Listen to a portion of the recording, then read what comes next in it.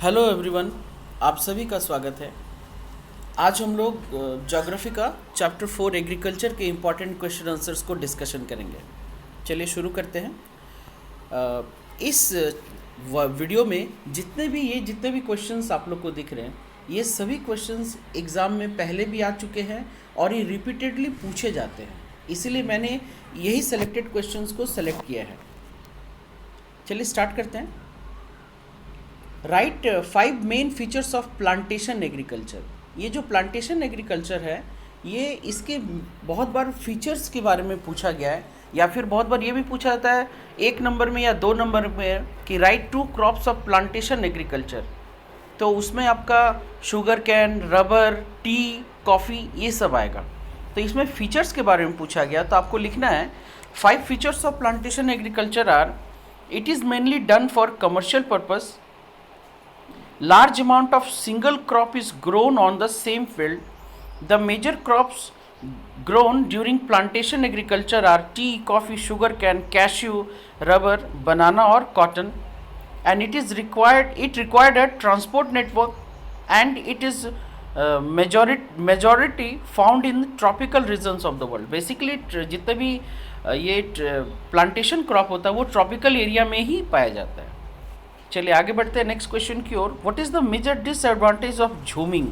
तो बेसिकली झूमिंग एक ऐसा एग्रीकल्चर है जिसको हम लोग स्लैश एंड बर्न के नाम से भी जानते हैं, और अलग अलग कंट्रीज़ में इसके अलग अलग नाम भी हैं। ये बेसिकली क्या है, जंगल के एक पार्ट को सेलेक्ट किया जाता है और उसमें आग लगा दिया जाता है। उस जंगल के लकड़ियों को काट के आग लगा दिया जाता है और उन एशेस को वहीं पर मिट्टी में मिला दिया जाता है और उस पर फार्मिंग की जाती है। ये फार्मिंग 2 साल 3 साल करने के बाद उस जगह को फिर से छोड़ दिया जाता है और नए जगह की सर्च की जाती है। तो ये एक one of the oldest method of farming था। अब तो ये चीज़ नहीं होता है, ना के बराबर होता है। तो इसके डिसएडवांटेज के बारे में पढ़ना है। It uses a lot of land from the forest.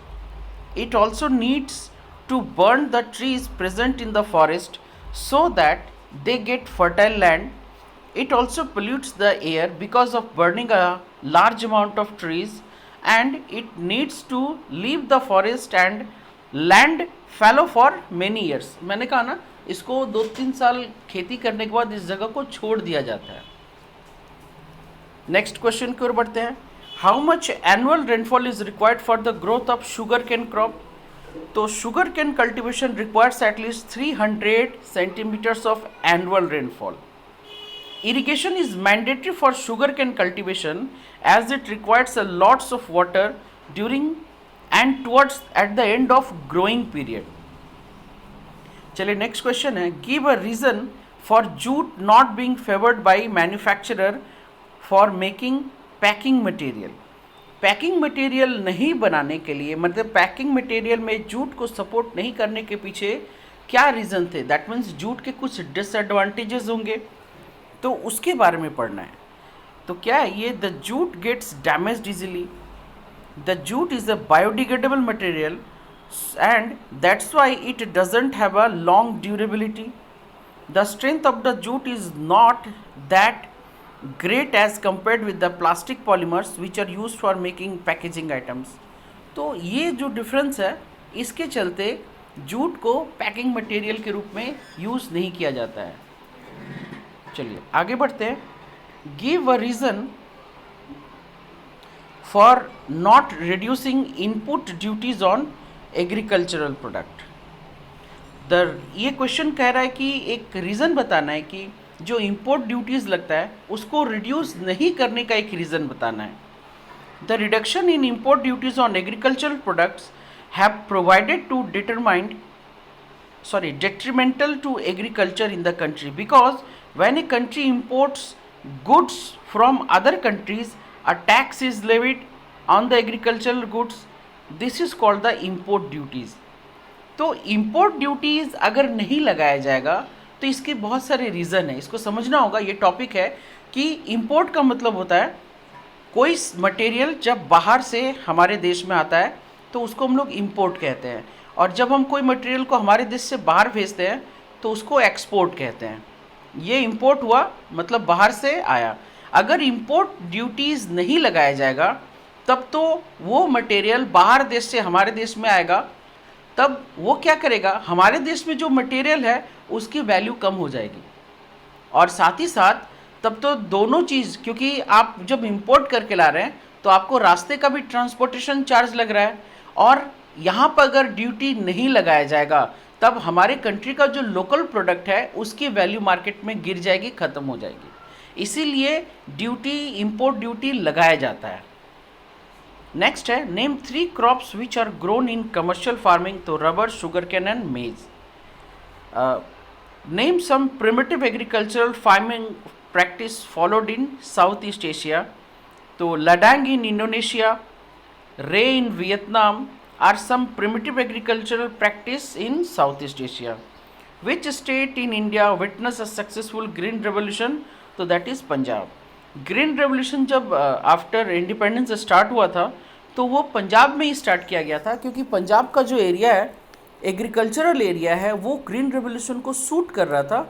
और ग्रीन रेवोल्यूशन के बाद पंजाब में बिल्कुल जो ये वीट और राइस का प्रोडक्शन हुआ वो मतलब इतना ह्यूज क्वांटिटी में हुआ कि ग्रीन रेवोल्यूशन का जो पर्पस था वो पंजाब ने ही फर्स्ट टाइम फुलफिल करके दिखाया। इसीलिए पंजाब, हरियाणा वाले साइड में ही ग्रीन रेवोल्यूशन को बहुत ज़्यादा प्रैक्टिस किया जाता है। स्टिल अब तो पूरे ऑल ओवर इंडिया में प्रैक्टिस किया जाता है, बट स्टार्ट पंजाब के एरिया से ही किया गया था।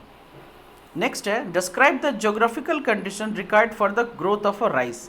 ये बहुत बार पूछा गया है, कभी राइस का पूछता है या कभी वीट का पूछता है। नेक्स्ट सेक्शन में वीट का रहेगा, तो आप लोग दोनों में से किसी, दोनों को ज़रूर याद कर ले, राइस का नहीं तो वीट का ज़रूर पूछता है, दोनों में से किसी एक का।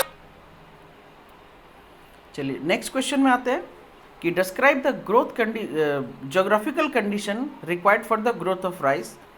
तो राइस क्रॉप्स,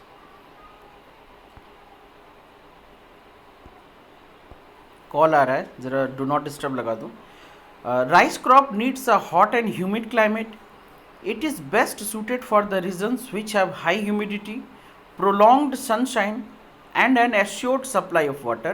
साथ ही साथ the average temperature required throughout the life period of a crop ranges from 21 to 37 degrees C and maximum temperature which the crop can tolerate is 40 to 42 degrees C. अगर इसके ऊपर होगा तो फसल जल जाएगा। तो ये राइस क्रॉप के रिक्वायरमेंट्स है। नेक्स्ट वीडियो में मैं वीट क्रॉप का रिक्वायरमेंट दूंगा ताकि ये अच्छे से क्लियरेंस हो सके। चलिए लास्ट क्वेश्चन की ओर बढ़ते हैं। Explain the institutional reform carried out by a government to improve agriculture in India. तो ये गवर्नमेंट के क्या क्या स्टेप्स है उसके बारे में हम लोग इसमें पढ़ेंगे कि provisions for crop insurance against drought, flood, cyclone, fire and disease. Second है establishment of Grameen banks, cooperative societies and banks for providing loan facilities to the farmers at lower rate of interest. Next है किसान credit card, personal accident insurance scheme was introduced by the government. तो ये सारे कुछ steps हैं जो government ने लिए हैं, जो एग्रीकल्चर और फार्मर्स के कंडीशन को बेटर करने के लिए लिए गए हैं। आप लोग ये सारे पॉइंट्स को अगर 1 या 2 नंबर के लिए होगा तो आप सिर्फ पॉइंट्स लिखना, अगर 3 या 4 नंबर के लिए होगा तो आपको इन सब पॉइंट्स को थोड़ा थोड़ा डिस्क्राइब भी करना होगा। चलिए आज की वीडियो में इतना ही, मिलते हैं नेक्स्ट वीडियो में फिर से एक नए चैप्टर के इम्पॉर्टेंट क्वेश्चंस को डिस्कशन करते हुए। तब तक के लिए धन्यवाद और अपना प्रैक्टिस जारी रखिए।